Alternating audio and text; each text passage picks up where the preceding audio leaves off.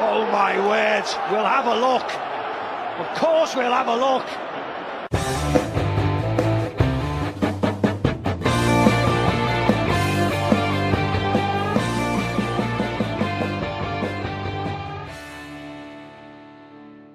Hello and welcome to the Of Course We'll Have a Listen podcast. I'm Craig Weir, and sat beside me today is no one. Yep, Ben's left us again, he's curling again, but this means it's time for our second guest of the podcast. It is the lovable, it is the small, it is the Russian spy, George SETON. Also called Barbecue George by Ben. No, never. I'm always catching strays. How are you feeling? I'm feeling quite good today. Yeah. You know, it's been a good day. It's been busy. You know, I mean, it's not been busy. Oh, so you just I've lied. come clean. Yeah. Oh. I had to wake up quite early because of Ben and Fraser. Oh, why is that? Because I had to do the paper round. Thanks, Ben. Or, it's not even Ben's paper round anymore. No, it's you Fraser's. do Fraser's. Yeah, thanks, Fraser. Does Fraser even listen? No. Oh well. But yeah, it's been good. Did that. I had to come to school for politics. Had fun. Sounds very fun. Yeah, it was very fun. I was talking about my my bilingual presentation yesterday, which I did. It was me and Luca.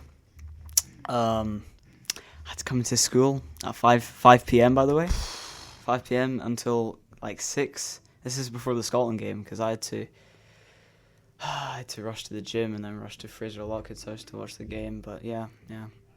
Well, How about yourself? Well, today is Wednesday's a nothing day. I have driving lessons, then I come to school. But you touched on the Scotland game, and I have a feeling that is the main topic of today. That is the main topic. The biggest topic. For context, we're recording this on Wednesday, the 19th of November. Yesterday was potentially the biggest game in the last 30 years for Scotland. Yeah. Finally qualifying for a World Cup after beating Denmark 4-2 at Hampden last night. You were at a watch party. I was at a watch party. It was You got blutered at a watch party, I heard. according to who? You got blutered at a watch party, I heard. According to who? I'd like to meet these allegations head on. Are you going to comment on the allegations? I will comment on the allegations, and I'll say that I had a couple drinks, but the bluteredness wasn't. You weren't 100%. Yeah, I wasn't 85. drunk. I was just drunk to the point where you start laughing. Oh. And everything's really funny, and that's probably. So you were laughing when Denmark scored? That wasn't very funny. After the I think I actually missed the McTominay goal. Oh, because I was watching. Best goal. Yeah, I know. That's a bit of a shame because I was watching the football game at the gym before I went to the watch party. Do they have it on the screens there? No, it was on my phone. Oh, extra motivation. Yeah, I went to the bathroom, like immediately after the start of the game because I thought nothing would happen. I come back and it's 1-0, and the commentators are talking about the goal, and then I finished up, got to the function, and then What time did you get there then? Like half time? No, it was maybe the 30th minute around there. All right. It took like 15 minutes to walk there from the gym, so I was watching it while walking, so the pace was a bit slowed down. But yeah, I had a few drinks, not too many. It wasn't. Well, I've heard stories of couches being covered and potentially you being covered. I was covered, but that's because. Oh yeah, I was talking about this earlier, but so after the second goal, which was it Lawrence Shanklin the second goal? Shanklin was the second goal. Yeah, like everyone jumped up, and then someone else. I think it might have been name drop. I think it was Ryan Christie might have spilled some of his drink as he rushed. I thought he was playing, but he got subbed off and then he came to the watch party. Ex-Cali player, by the way. I'm a Cali fan. I love you, Ben. And but yeah, so there were three major spillages. First one was Ryan. Second one was me. I was barreled into while holding my beer, and it fizzed. Oh. And as I like leaned sideways, it like went on a sofa. Oh. And it was quite wet. Can imagine. And then yeah. But then someone else also like spilled. There were 4 spillages actually. So at the Kenny McLean goal at the end, someone like jumped up with their I think it was cider in their hand. They jumped up and everyone was like just covered in cider. But yeah, I also had a nosebleed mid game. I can't remember which goal it was. The way you're but I remember, speaking, like, you'd think you were playing. just the highlights.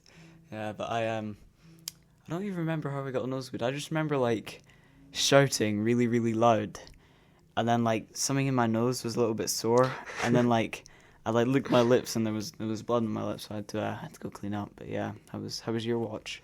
My watch was a pretty standard football watch. Me, my dad, and my mum just in the living room. Obviously, McTominay goal was very, very good. Yeah. Very loud. But the thing is, that's the point in the game where obviously you're really excited you scored because it's such a great goal. But obviously it's so early that it's not quite like limbs. Yeah. Like it's more it's like relief to just get an early goal. Yeah. The penalty is dubious. It shouldn't have been a penalty. Like, what if I don't think we can't watch it back? It was outside the box. It was outside the box. Oops a daisy. But so I remember watching, but I mean, Robertson in general just had a bad game. Robertson, I don't really rate him for Scotland that much. Yeah. I mean, he was good. I'm trying to think. Like, was it the Czech Republic game in like that was 3 years ago? 3 years ago, yeah. I remember watching that, and I think he was good in that. Because I mean, you think he was good in that? It must have been so good. Yeah, from what I remember. If you thought he was good, but I mean, he's like. There aren't that such many. A dubious penalty, man. Because like, was it in the box? Was it really a foul? He just sort of put his leg out, and the guy just sort of went over the top. I thought it should have been a free kick, like maximum. But I find it weird, folks. I thought like VAR, the whole point is go right. It's a foul. So is it in the box? Yes or no? They went to the referee, and the referee must have went like, looks about a penalty. I mean, the ref was a bit of a fraud. It was weird because at the start of the game, I thought the referee. Because turns out the referee was the referee at for the final, the World Cup final, the last one. Yeah. So you could like near the start, every time there was a throw, and he was like straight away like pointing to what side it was going. You could tell he was on it. But towards the end, Rowe took something at half time. The Danes gave him like a bit of Lego or something. Place a small bet. Yeah, because all of a sudden the extra time at the end of the game. Oh my days! Not even spoke about the Shankland goal or their second goal or the red card. Yeah, or the red card. It's just a blur, you know. It was such a blur, but Shankland's goal. I thought it went straight in. For some reason in my head, I saw the corner and I saw it go in the net. Yeah. And for some reason, I saw Shankland celebrating, so I was like, oh, Shankland must have been taking the corner. What? That's a bit weird. And it took me until this morning when I watched it back to realise Shankland like flicked it on at the near post. Yeah, he was in the right place at the right time. So I remember when he got subbed on. Mm-hmm. I mean, all the Scottish strikers are they're not the best. But I think it was Fraser. It was he might have been down talking Lawrence Shankland. Oh. He was saying like he's old, he's fat, and he's got a receding hairline. Oh. And was it like 10 minutes later he scores the to get the lead? Oh no! But when that goal goes in, you're thinking like there's like 9 minutes left. Yeah. Hopes rise. Yeah, they certainly do. And then about 2 seconds later, Denmark score the scrappiest goal I've seen. Yeah. Fucking Dorgu. Could have been. What are your thoughts on Dorgu? I've heard some comments. No comment. Let's just say you're not a fan of him. Yeah, I'm not a big fan of Dorgu. But such a scrappy little goal. The watch party went deathly silent after that goal. Well, the living room went silent. Like you just sink back into your chair and you're thinking like, all right, there's maybe 15 minutes with extra time included or added time. Yeah. And then it's like I don't really see them scoring. But then Scotland, like they done against Greece, like the last 10 minutes. Yeah, they had that second wind. Like, but to be fair, Denmark, they did like push Denmark up. Did have. Oh, was it Hoyland that had quite a few chances? Oh, but everything they hit was going over the bar, though. Yeah, I mean, to be fair. But yeah, well, I mean, they had quite a few like fouls, and was it John McGinn that all the fouls were on? John McGinn got fouled every single time, and the referee wasn't having none of it. I mean, but step up, the man of the moment. Yeah. Who would have thought it? Kieran Tierney, the man who couldn't kick a ball at Arsenal. The left back at right back. The left back playing it right back for Scotland scores a phenomenal goal. An absolute screamer. It was a good goal. I mean, like, when at the watch party, I'm sitting on a sofa, and there's like a right angle of sofas where everyone is, and then the TV's like in the corner. Like when one of these shots come in, like when someone takes a shot, like everyone like jumps up, so you don't actually see what happens. You just like you hear the noise. Which is like being at a game. Back row. You hear the roar. Oh man. No, and then they started pushing up, man. I was thinking it would be the most Scotland thing for it to finish 3-3. Yeah, I mean, step up. Step up. Kenny McLean. Just sends it, you know. Oh, but what scared me at that is, Phil, because he had Adams to his right, and like I swear about 3 minutes prior, Adams had like a 2-on-1 essentially, and bro just like kicked it out for a goal kick. I think he was trying to win a corner by kicking off a guy, but he just kicked it out. And I was thinking, if you pass it to Adams and he does that again, they need a better striker. Of course they do, but it's not about they've got 6 months to somehow get a better striker from an academy or something. Yeah, or like just promote someone, because Lyndon Dykes isn't cutting it. To be fair, Lyndon Dykes and Shea Adams have both had clutch moments in the past few years. Like they've scored clutch goals. Can you give some examples? Lyndon Dykes against Greece.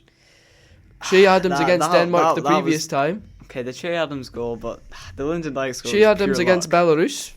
Okay, fine. Like they do pop up very occasionally with a good goal, but if you had, Scotland's a small country, and then like Norway, they got through. Like, I think if Scotland had someone like Haaland, we would score so many more goals. My dad said this after the Greece game, and then I think England were playing the next day. Was it England Serbia or something? I think it was something like that. And Harry Kane scores a header. Like a guy just puts a ball in the box. Kane just basically stands still, knocks it in. It's like if Scotland had someone that could just head the ball and just kick it whenever. They don't have to be fast on hand. They just need to be able to kick the ball in the net. Yeah. Then I think we'd be doing so much better than we are, because right now we just sort of hope McGinn or like hope someone has a pop. It's honestly McGinn and McTominay. Yeah. It come up big. Like they sort of like take over the strikers' roles for them. I mean, like that McGinn shot, I should have gone in. It's the sort of shot you take at the Astros. What, near the end? Yeah, where the one that like curled. Yeah, because it from like the angle. I was about to say from where I was watching, but everyone's watching the same TV. Yeah. Like it honestly looked like it was going to go right in the top corner. It goes over the post and bar. There's that like Anthony goal for Real Betis. He scored like a hat trick or something. It reminds me of that goal. He just like curls it in top corner. Thing is, I think of it now, and especially when you've won, you look back at the games and it's like you look at the highlights and it's like, oh my god, they should have scored that. But now I'm sort of thankful they didn't score that. Because see that went in at that time. Yeah, there's plenty of time to lose. I'm happy with a 4-2 dodgy win at the end with a Denmark dubious red card. I mean, they did, like, some of their fouls were quite foully, you know what I'm saying? Quite foully? Yeah, like Scotland, like there were quite a few 50-50s that went, awry. And like they had to give a free kick, but they weren't like Robertson didn't get a yellow card for his supposed penalty, but shouldn't have been a penalty. But like I'm trying to remember, was it Gannon? Did Gannon Doak give a free kick? Gannon Doak, he went out quite early. Well, I'm not sure if you'll pick that up. I imagine you will. He was the one who put in the ball for the overhead kick. Which, to be fair, in the Greece game, Phil, I got really angry at him. I know he's young. Yeah. He's literally like the same age as us. He said, oh no. Yeah. But like, in the Greece game, he'd do like a lovely little flick in a trick and then just not do anything with the ball. He'd try driving to the box when you have to put it in. And the one time this guy puts a good ball in the box, it's an overhead kick. And then, I don't even think it was a foul. It might have been like after a foul, but not directly because of it. He just goes down injured. I think he overextended his leg. But at the end of the game... highlights from Boys League. Yeah, but at the end of the game, he was running down the side to the pitch. So I'd imagine it's not that bad. I saw him celebrating. Who does he play for? Is it Gannon Doak? Is it a Scottish team? I don't even think it's a British team, if I'm honest, because I've never heard of him. Like Germany or Italy or somewhere. I want Italy came to my head because there's a few Scots in Italy that are sort of doing bits. Napoli. But no idea. We can't Google it either. Oh yeah, no service, unfortunately, guys. But couldn't have asked for any better. Yeah, Great vibes at the school. It's probably like the best day for Scottish football. Well, I think that's the best day since they qualified 19. for Euro 2020 when they beat Serbia on penalties. Do you think they have a better team since then?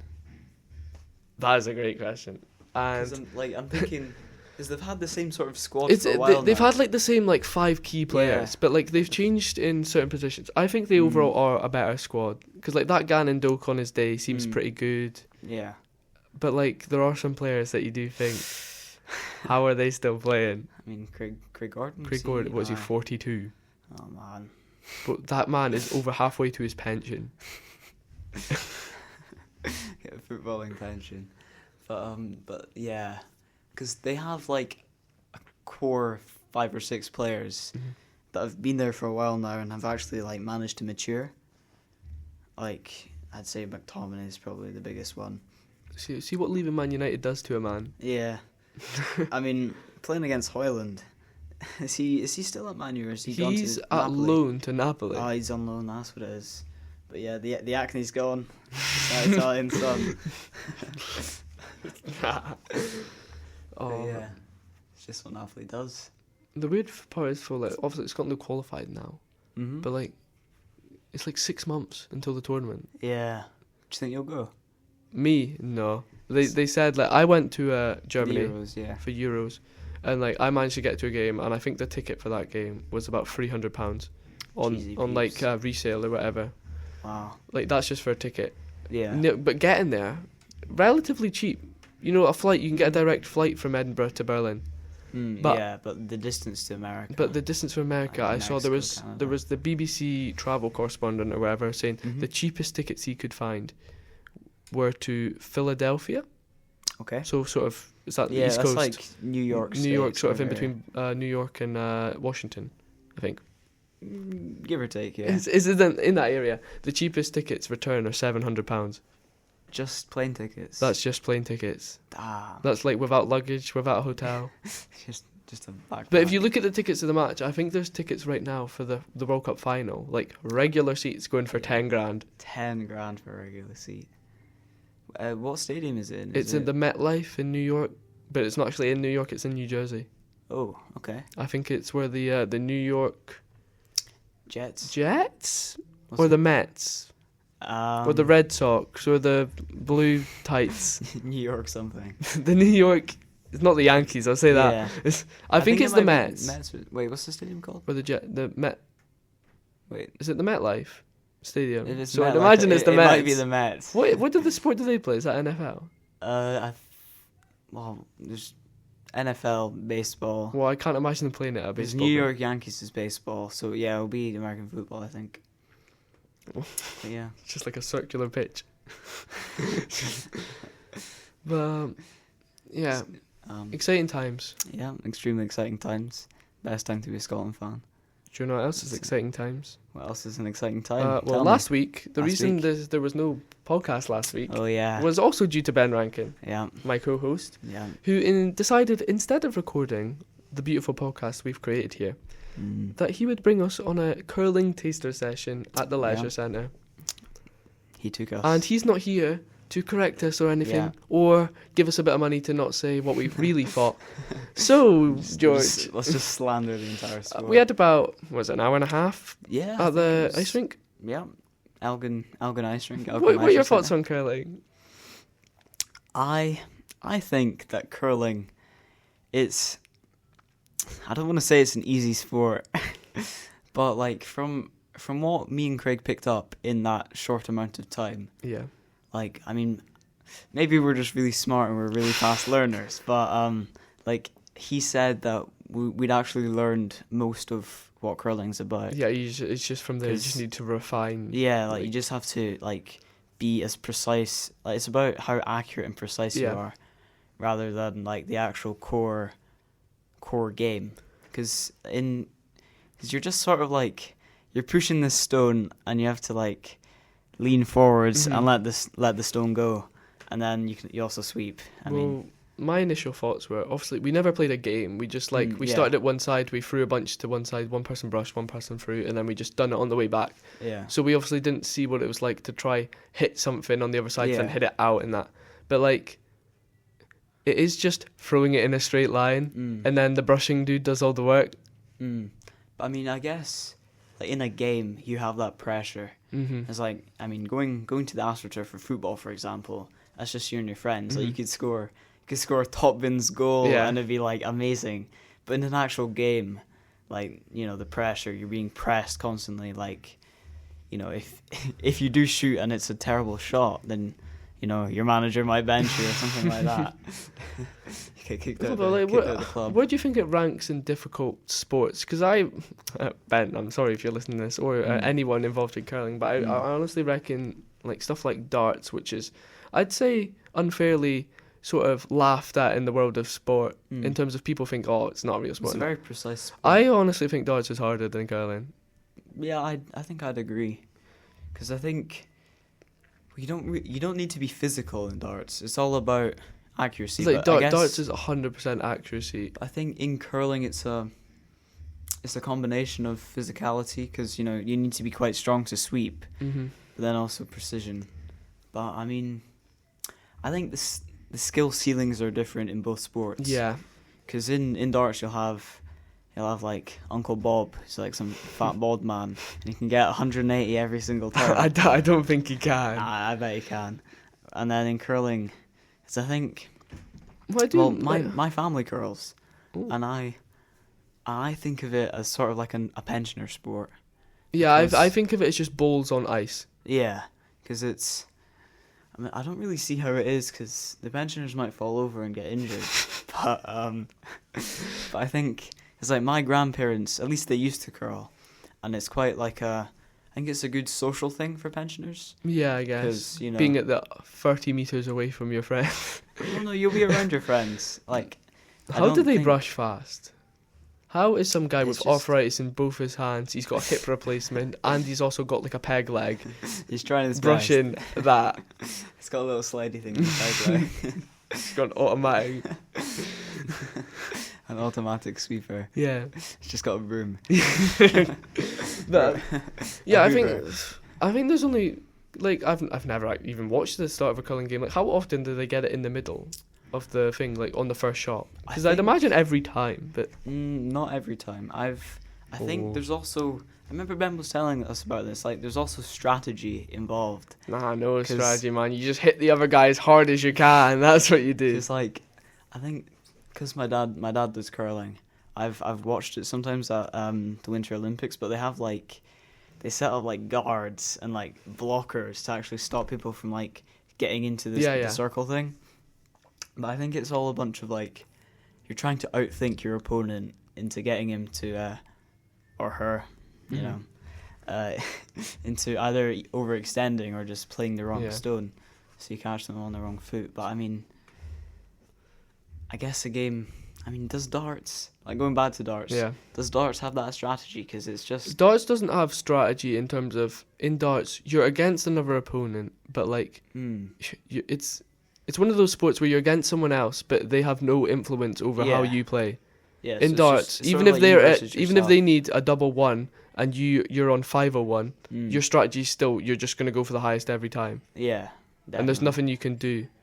If they're just better than you, you can't stop that. Yeah. But here's a random thought that just came into my head. Mm-hmm. There's a lot of winter sports that are I not sports. I'm thinking the skeleton and the bobsled.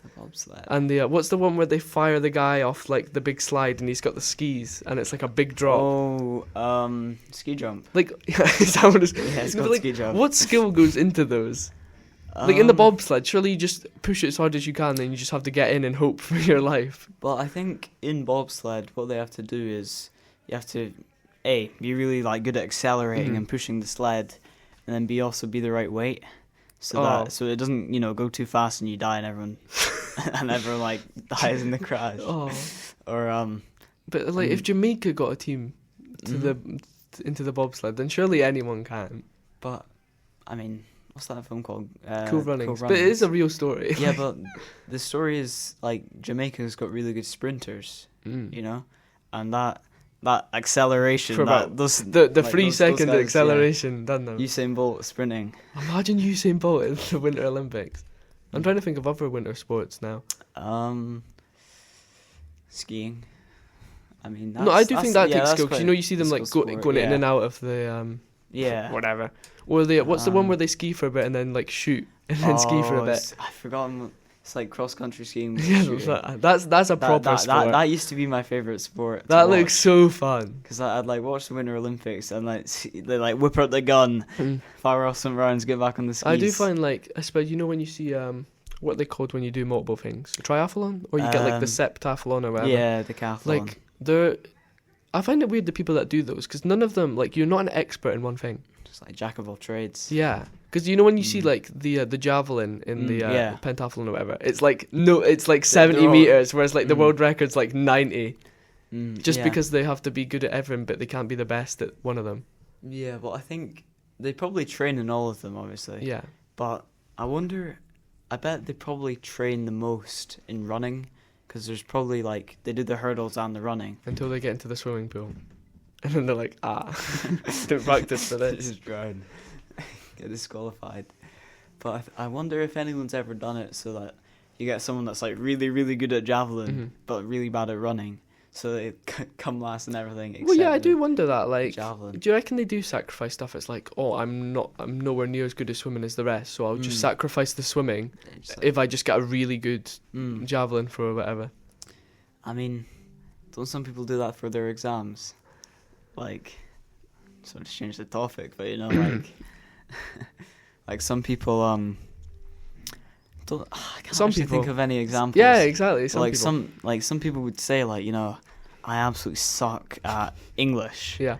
And then they just do zero revision for English. Just turn up to the exam, write some stuff, and then use all that time for something, you know, they hope to be better at. But yeah, I do wonder with this being like, I've put this as what am I trying to say? Promoted this as a rival to the school's own podcast, and we speak so much about not revising and doing bad in certain classes that, like, I do wonder if someone like the head teacher, who if he did listen to this, would be like, what are these kids doing? Well, Mr. Johnson was at the bilingual thing last night. Oh yeah. So you know he knows. Did he ask you a few questions? He did actually. He told me some lore. Like, just like he told everyone in the room some lore, because I'm bilingual. I speak Russian. I've done Russian. I did an A level in Russian. I got an A star. I don't know what an A level is, but it's like English higher and that sort of thing. But I did that alongside Nat 5. But I was talking about that, and Mr. Johnson's sitting at the back, and I think I can't remember what he asked me, but it was a question about like how. You know, like, how often do you use your other language, and like how does it benefit you?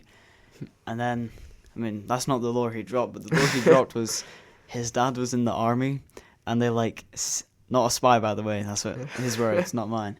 And he like his dad was sent to this like remote village in the middle of nowhere where they only speak like Russian, and he had to learn Russian. Sounds pretty spy-like. Yeah, I'll be honest with you. I think he might have been a spy. Are you a spy? Are you a secret Russian spy? Am I a spy? Yeah. I don't think I'd be a very good spy. How not? Just spill the beans. Just not my spill kind the of sauce.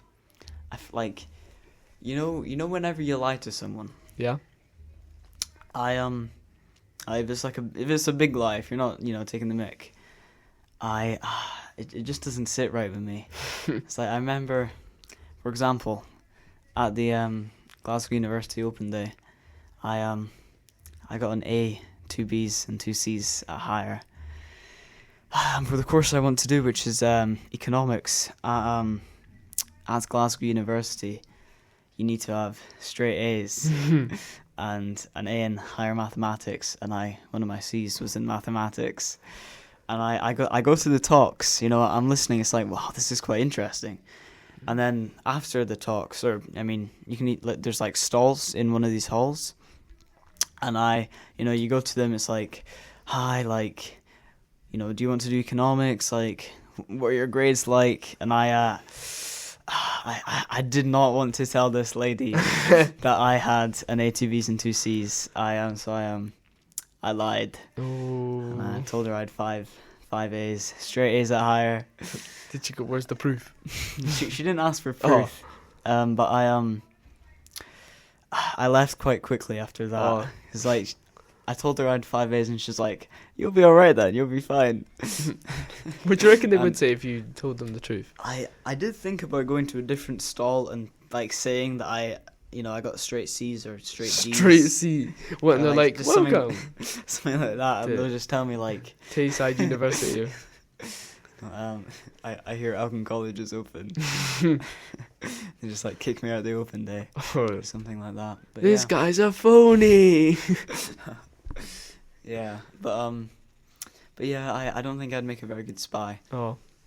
Although, I mean, I wonder if university doesn't work out, Mm-hmm. and if being a pilot doesn't work out, I could either like Go on the street. join MI5 or something like that. They are recruiting at the moment, and Yeah. there is a major problem with the Chinese at the moment.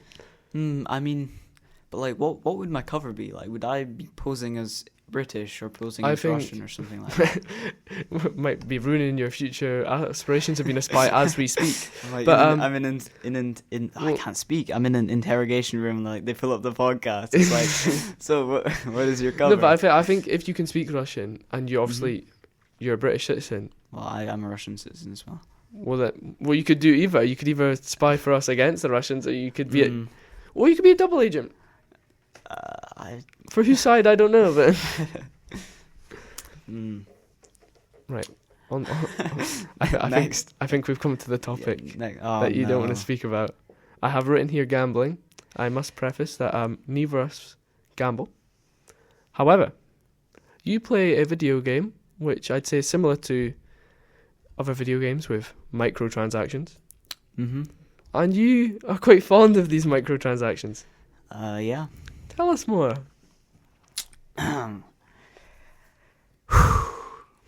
Well, I play a game called Counter-Strike 2.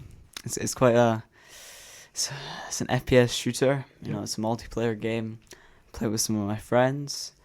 I actually speak Russian in the game, which is quite useful because quite a large majority of the of Counter-Strike 2 players are either Russian or Ukrainian, and like when I'm playing with my friends, I bridge that gap. Yeah. I become the translator and I speak to people. But yeah, in the game there are cosmetic skins that you can buy, and you can also open loot crates or and they're called cases, and it's borderline gambling because it is gambling. Yeah, you like most games nowadays. Yeah, you like pay, EA. You pay a certain amount of money for the case, but then you also have to pay a certain amount of money for a key. Oh. And this key is usually more expensive than the case. For example, there's a case that I've bought quite a lot of called the kilowatt case, and it cost around 40p. So it's quite cheap. Yeah, but you buy a lot of them. But the key itself is £1.85. So you're over £2 a case. Yeah, it's like £2.20 per case, and you can get. Well, the good thing about Counter-Strike Cosmetics is that on Steam there's a Steam market. Yeah, and you can sell all of these like cosmetic skins for money, which you get back. So you can see it as a sort of investment. Although what's your return on investment been so far? The return on investment is not good. Can we have an estimate? Does it start with negative? It does start with negative. I'll say that, but Can we have a first number? 2. Yeah. How many digits overall? It's 3 digits. However, I must say this. This is all my own money that I worked for, and I have spent. I'm I'm not asking for money and then immediately It's not spending it on asking for this your game. financial support. I am not asking for your financial support. And yeah, but I have actually had some highs among these lows. And well, the rarest items in the game are there's cosmetic knives. So how much are they worth? And roughly? cosmetic gloves, and they're worth, well, the rare ones, because to get, well, in the case it'll be gold, and it's the best thing you can get. Yeah. And the most expensive of them, well, there's like one thing that is extremely, extremely rare that if you get, you would get like £2 million. It's the rarest skin in the game, and but they but normally they're a couple £100. And although I was lucky, but I was also unlucky because I unboxed the gold. It was absolute limbs. Continue. I was in a call with my friends. I was streaming the case and opening, and I got the gold, and yeah, it was like Scotland had scored a goal. I was shouting. My heart was beating. The adrenaline was running. But the knife I unboxed was, I think it's around £75 worth. And if I really wanted to, I could sell the knife and get the money back and put it back in my bank account if I wanted to, but I probably won't. Unless I stop playing the game, just in general. But yeah, it's one of my hobbies. It's a passion of mine. Well, that's what I was going to ask. Like, do people get these cosmetics to actually use, or are they just purely people just get them to sell them? Well, I think everyone plays. Well, like, if you're going to spend money on the game, you will have played it, and you will. Like, it's also part of, like, you flex on people. Like, you say, like, do you like this skin? Do you like this knife? No, but like, I play mean, like, FIFA. You play FIFA, yeah. And like, say you pack an Mbappe or something. Most of the time, unless you really want to use Mbappe, you would just sell him for coins. I mean, like, if I got the most expensive thing in the game, like, if I was that lucky, then I would sell it, because that's generational wealth, you know. But I think if I had £2 million, I could just sell and get, like, that would be life changing. Yeah. But I think, where am I going with this? Like, I wouldn't really sell some of this stuff, because the way that Steam makes money is, well, first of all, when you sell something, they take a small cut. Yeah. And then also, like, the vast majority of the cosmetic skins in the case are worth like 3p. Yeah, fair.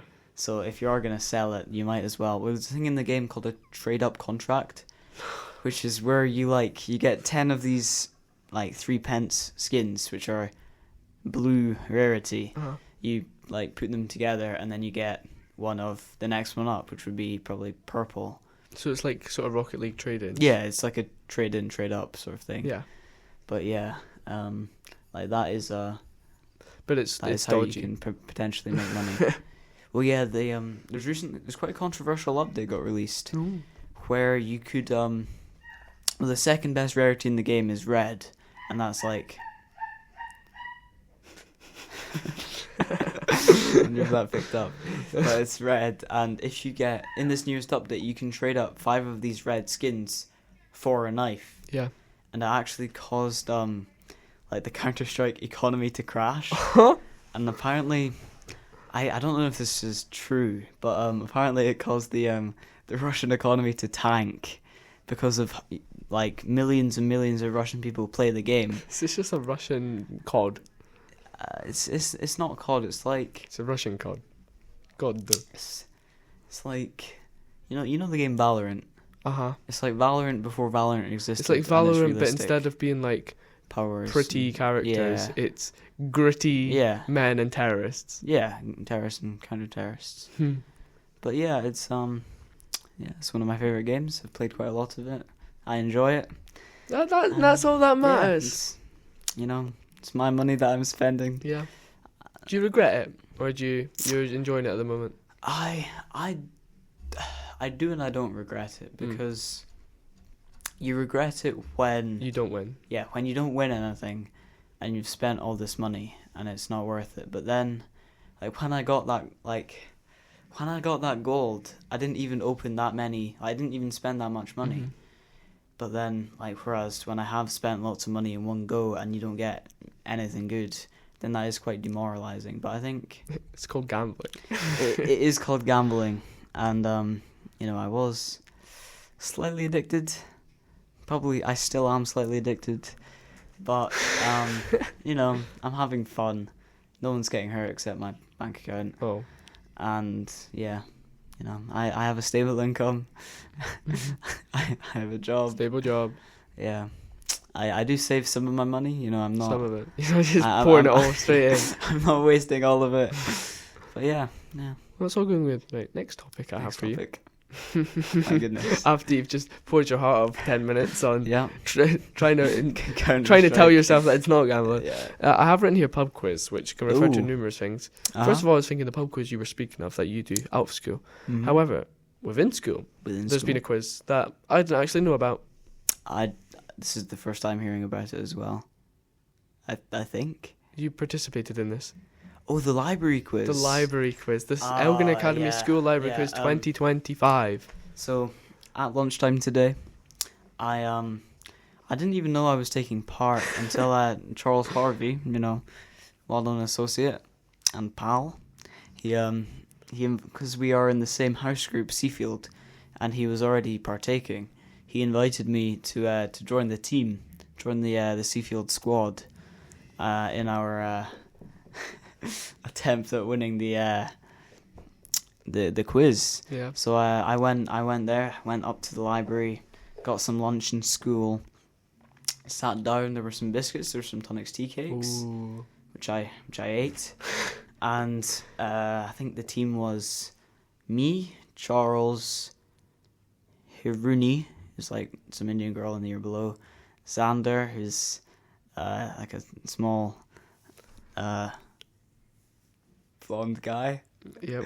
And some other guy who's some other guy who's like an S2 and he was quite cool. big. Oh. And but we started this quiz, and it was Josh Paul and Olivia Grant who were running it, two well-known faces in S6. But am I supposed to be name dropping people? No, I'm not. That's a shame. But yeah, and then like the first few questions, it was like they were about books. Oh, well, it's a book quiz in the library. And I didn't realize it was a book quiz. I thought it was like a quiz. Oh. And it turns out maybe 90% of all the questions were about books. Oh. And some of them were books that I've not even heard of. So safe to say our group did not win. Oh. Which is a bit of a shame. Although I think I did the best of my ability, because I was thinking hard. I went with my gut when I needed to. Mm-hmm.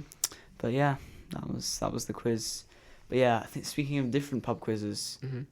there is a supposed Elgin Academy pub quiz coming up. Oh. Which I would be This is the first I've heard of. quite interested to go to and participate in. And yeah, I think our group, our squad could possibly build a team, Mount a challenge. and mount a title challenge, and get that European champion. The European Championship. Champions League. I don't think so. Pub quizzes, but yeah, like would you participate in that? Just hit my knee. Yeah, I do not think I've ever been to a pub quiz in my life. Never ever. No? Because I'm gonna do some more name dropping. Oh no, lots of in the people. past maybe 2 years, I've been to several pub quizzes actually, and the squad was. You don't need to name The them squad all. was me, The my people brother, listening don't know these and, people. and Charles and some other faces, some other names, but we Some friendly faces. some friendly faces, but we would go to quizzes and we'd take part. I don't think we ever won anything, but it's like a good night out, like. Mhm. I mean, we didn't have any alcohol back then. Back then, it wasn't But, invented yet. It was like 2 years ago. But it was like, you get together with your friends, Mhm. you're in person, you have some fun, make some jokes, just talk about stuff, and then also lock in for the questions. Although sometimes like whoever makes the questions makes them ultra specific. Yeah. And it's just terrible. It's like the library quiz today where they're all about books, and I'm just caught out of my depth. Yeah. But you should come to some quizzes. I do not know when these are. I do not know where these are. But yeah, you should come along. I'll think about it. You'll think about it. Yeah. Do you have any topics for me as we come into the last sort of 5-10 minutes here? I've been thinking, Ooh. and I haven't really thought of anything. However, I'll think of something on the spot. I mean, like last period for UCAS, like what were you thinking? UCAS. I know you want to be a train driver. Yeah. That means I'm not applying to UCAS. Can you guide me through the pathway? Well, the pathway to being a train driver is what we call in the business luck. It's knowing people who know someone who used to be the dog walker of someone who works on the railways. I mean, that's quite similar to being a pilot, which is one of my... But like you hear stories of people that have been applying for a long time, they don't get it, and some dude who just happens to be the cousin of someone's ex-son's husband's chihuahua's dog walker's granda. That would make it a dog, but like they get in straight away because they know someone. But it's like I think that's like most businesses, folk. Really? Yeah, like I know there's. I mean, well, did you get your job because your mum works at... Yes. I got my job because my mum has the same job. Wow. So I've never really experienced... You've not that experienced the positive discrimination, nepotism. The positive nepotism. I mean, I'd quite like to, like, it would be nice. Like, could you imagine... It would be nice to just get the job like that. It would be so great. Like, you just get invited to something just because you know someone. But it's life, you know. You just have to deal with this sort of stuff. Have to make it in your favour. Yeah. Take every advantage that you can here's get. a little quote for you. I think we were supposed to introduce a segment, but we never did, of a positive quote from our guests. I don't think we got Liam to do it 2 weeks ago, but I think the week before that Ben did give us one. So I'll give you a few seconds to think about it as we hit the 47-minute mark. I've got this is a quote that I used quite well when I was actually with one of my friends, and we went down to London for our pilot's careers day. Yeah. And I think it's a Confucius quote, but it goes a man who chases two rabbits catches neither. And it shows you, like, if you're trying to multitask, it's like the triathlon or the decathlon or whatever, like you'll never master something if you like put it equal to something else that you're also trying to master. Like, you should focus on things one at a time, like have a checklist and just get it done. Because the example I used was there were two sets of lifts side by side. Well, they weren't side by side. There was like a separation of maybe 3 or 4 meters in between them. Right. But we pressed the button, and we're waiting there for a good solid 20 seconds. And so was it me or Luca? I think it was my friend. I just name dropped, unfortunately. But he was like, "Do you want to go try those ones?" It might be me that said that. "Do you want to go try those other lifts?" Trying to blame someone else.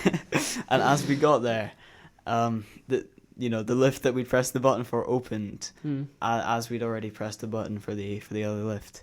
So I dropped the quote. This is a really drawn out explanation of your metaphor. Yeah, I know. But I do.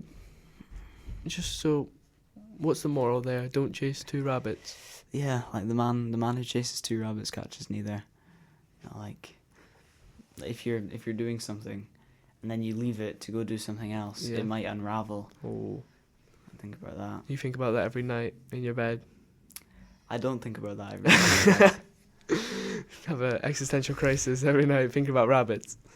I haven't had an existential crisis in a wee while. Oh, that's good to hear. That means you're in a good mental state. What about you? Do you me, I don't want to go too far in depth, but I do.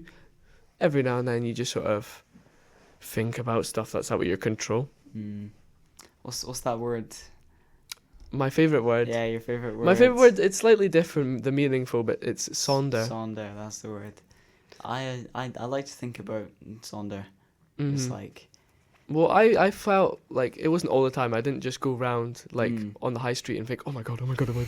But, these people have lives. Yeah, but like every now and then, especially when you're on holiday and you walk past someone, like when I was in Berlin, and you bump into like who was there, like Swiss supporters and German supporters, like you think they've had a completely different life. Yeah, like they know nothing about your They life. know nothing about me, and we've somehow like the world's come together that we've managed to stand next to each other at this exact time. Or like we spoke to like a restaurant, some guy who worked at a restaurant, like he has a completely different life. He probably never even heard of Scotland until we qualified, and we've managed to have a conversation.